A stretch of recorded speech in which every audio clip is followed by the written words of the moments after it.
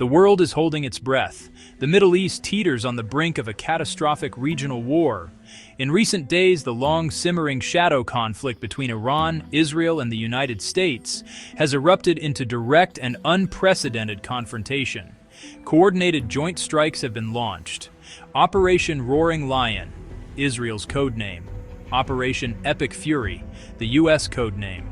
Targets deep inside Iranian territory, Tehran, Isfahan, Qom, signaling a dramatic and perilous escalation. The initial attacks were not merely symbolic.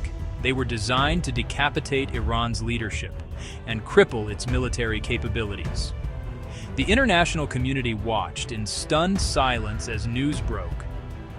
The successful assassination of Iran's supreme leader, Ayatollah Ali Khamenei, during the pre-dawn assault on Tehran, confirmed by President Donald Trump, and later by Iranian state media, the most significant targeted killing in modern Middle East history. The removal has created a massive power vacuum, throwing the country into shock and uncertainty. The immediate aftermath saw a brutal and swift response, turning a contained rivalry into an open shooting war. Iran's retaliation was not long in coming. The IRGC unleashed a furious barrage, missiles, and drones.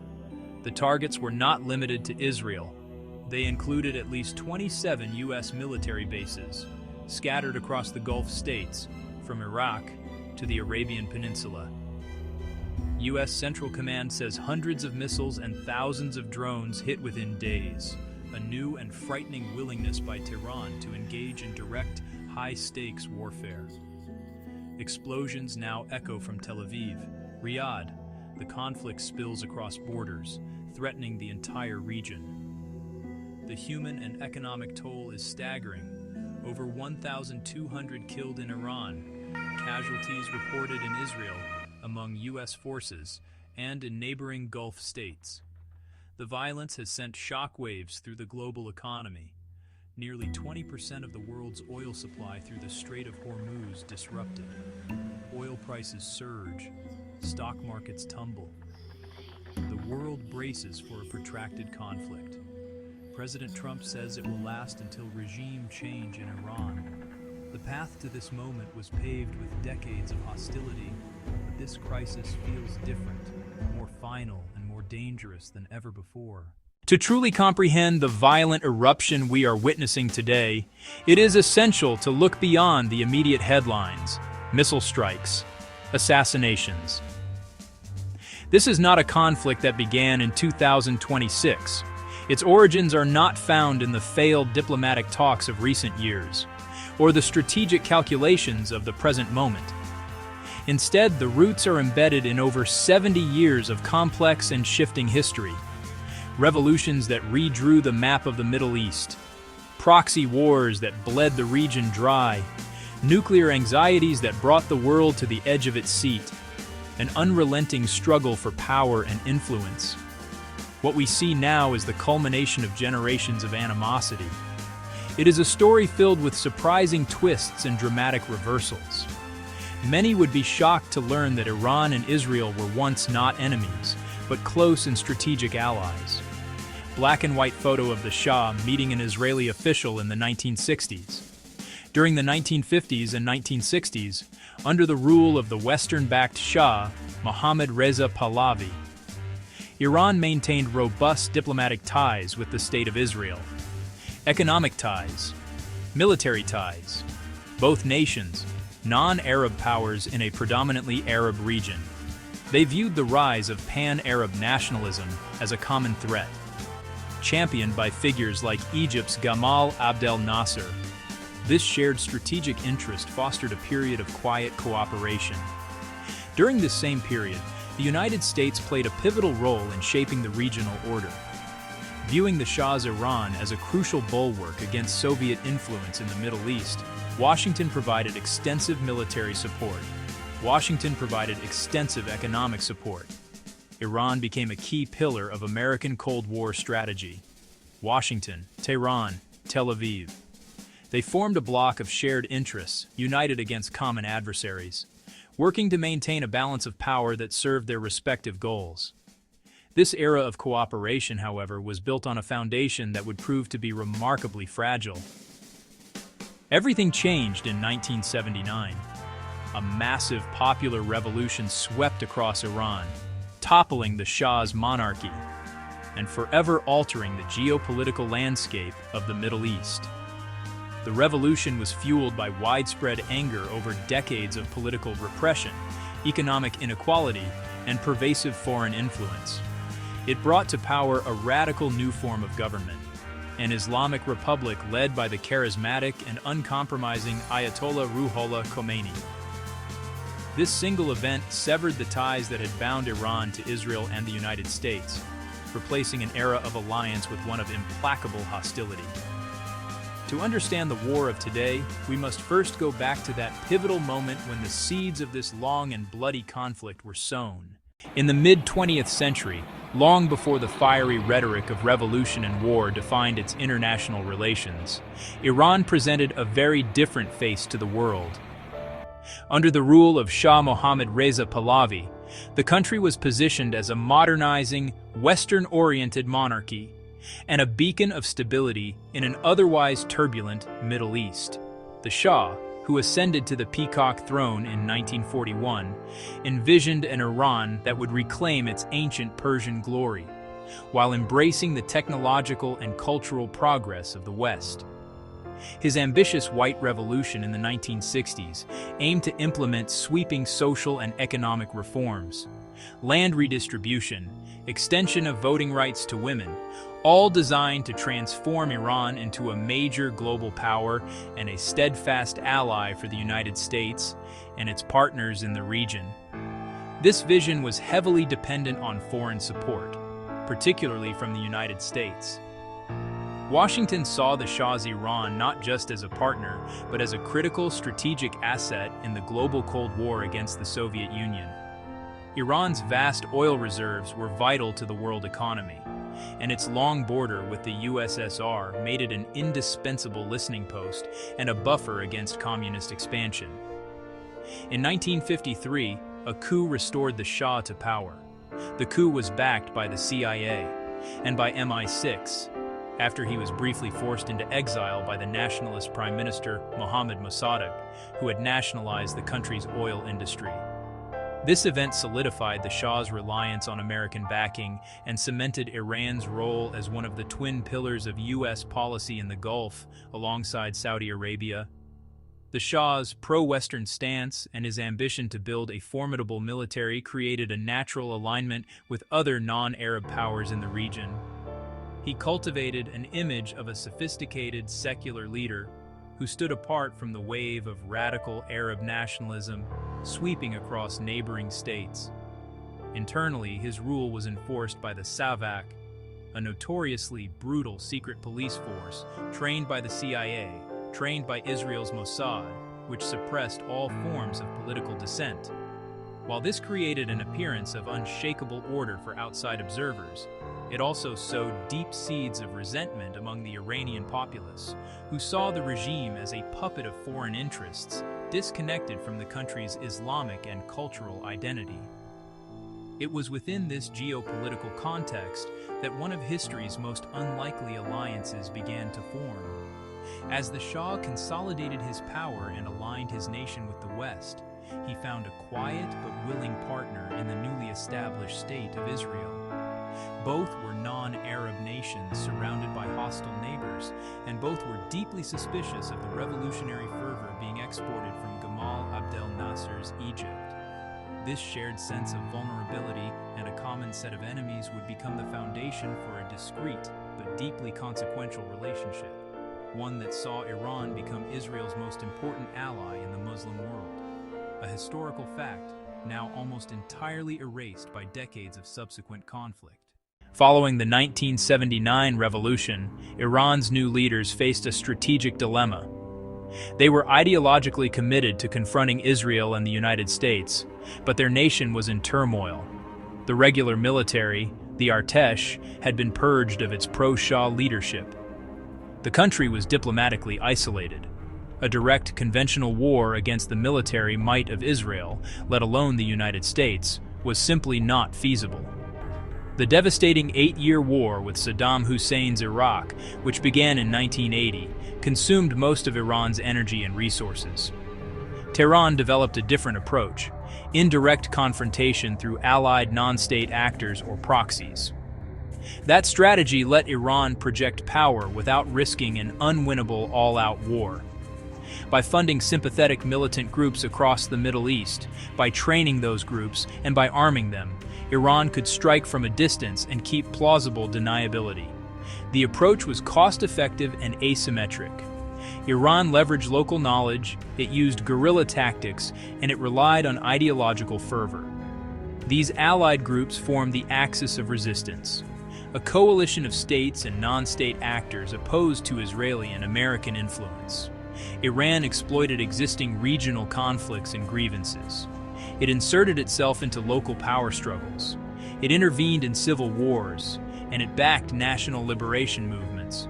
It found partners among marginalized Shiite communities, backed Palestinian groups fighting for statehood, and supported other sympathetic factions. Iran supplied money, provided advanced weaponry, offered sophisticated training, and provided ideological guidance. In return, proxies acted as a forward line of defense, extending Iran's strategic depth and threatening adversary borders directly. This new form of warfare reshaped the Middle East. It blurred war and peace into a state of low-intensity, perpetual conflict. The theaters included Lebanon, Gaza, Syria, and Iraq.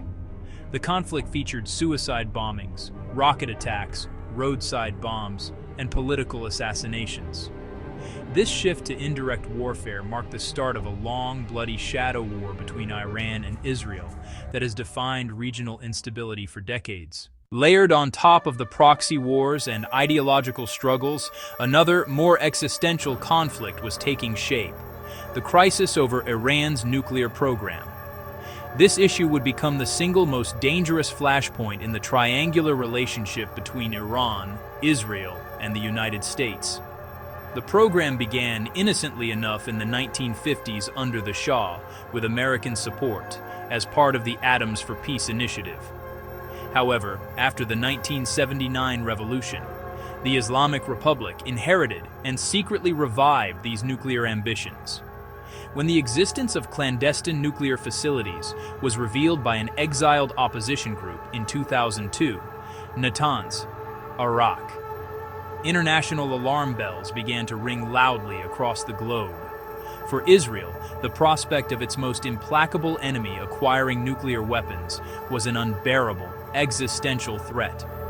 Israeli leaders across the political spectrum viewed a nuclear-armed Iran as a danger that could not be tolerated under any circumstances. They feared that an Iranian bomb would not only threaten Israel's existence directly, but would also shatter its regional military superiority, embolden its proxies like Hezbollah and Hamas, and trigger a nuclear arms race across the entire Middle East. Diplomacy, sanctions, sabotage, and the credible threat of unilateral military strikes against Iran's nuclear facilities.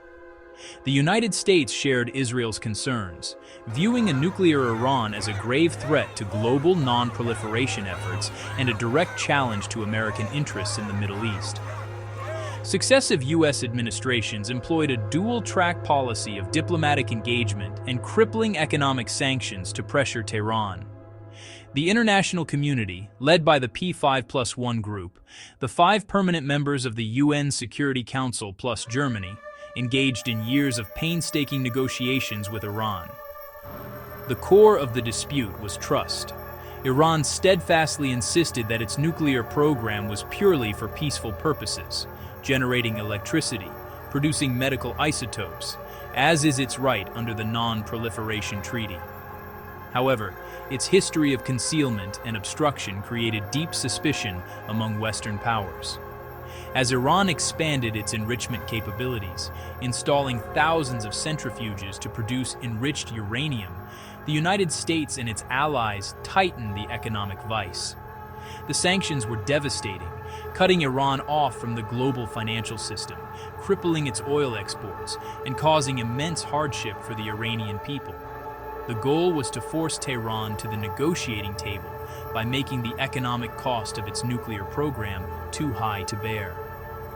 This standoff created a tense and volatile situation, with the world constantly watching to see if the crisis would be resolved through diplomacy or explode into a catastrophic military conflict. Iran's response to the decapitation strike and the nationwide assault was swift.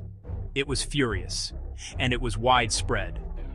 Despite the chaos caused by the death of the supreme leader, the remaining leadership of the IRGC unleashed a massive retaliatory barrage, demonstrating a terrifying willingness to escalate the conflict across the entire region.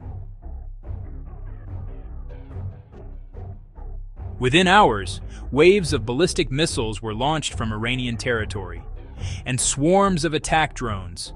The targets were military facilities in Israel, including in and around Tel Aviv, and at least 27 U.S. military bases in Iraq, in Syria, and across the Gulf states. The clear message was that any attack on Iran would be met with an attack on all American and allied assets in the region.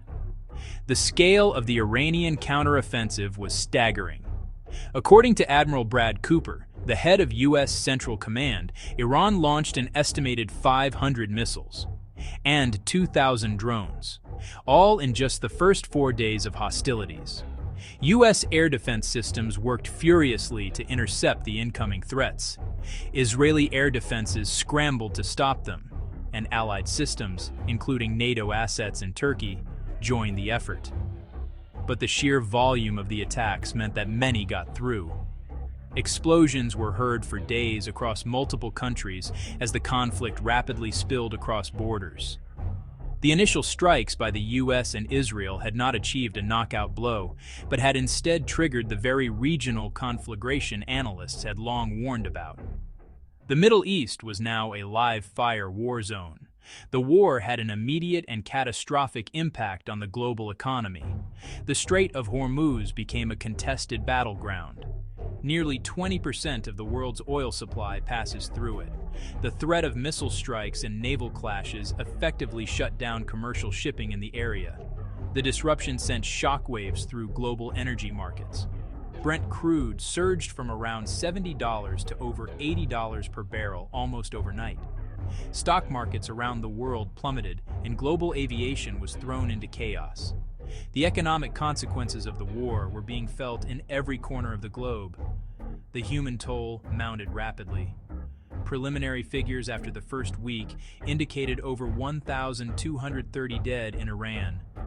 President Trump declared that the U.S. attacks would continue until all objectives were met. He estimated a timeline of 4 to 5 weeks to achieve regime change.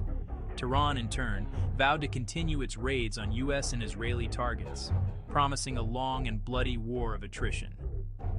The 2026 escalation had shattered the decades-long shadow conflict, replacing it with a direct, high-intensity regional war with devastating and unpredictable consequences for the future of the Middle East and the world. The eruption of direct warfare between Iran, Israel, and the United States in 2026 transformed a long-simmering regional rivalry into a full-blown global crisis. The world is watching with bated breath, not simply out of humanitarian concern, but because the stakes are enormously high for international security and the global economy. The Middle East is the geographical heart of the world's energy supply, and the conflict has placed a stranglehold on its most critical arteries. The Strait of Hormuz, a narrow choke point through which a fifth of the world's oil passes, has become a high-risk war zone. The immediate surge in oil prices is only the first symptom of a much deeper economic malady that threatens to plunge the world into a severe recession, impacting everything from the price of gasoline at the pump to the cost of manufacturing and food worldwide. The war also poses a profound challenge to the system of international alliances and global security architecture. The United States' direct involvement, alongside Israel, has drawn sharp lines in the sand, forcing nations around the world to take sides.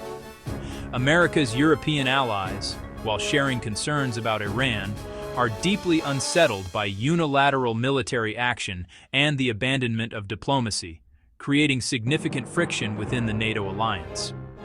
Meanwhile, global powers like Russia and China, who have long-standing economic and strategic ties with Iran, see the conflict as an act of Western aggression and an opportunity to challenge American dominance. The war is thus not just a Middle Eastern affair. It has become a new and dangerous front in the escalating competition between great powers. Furthermore, the open warfare involving a threshold nuclear state like Iran has terrifying implications for global non-proliferation efforts.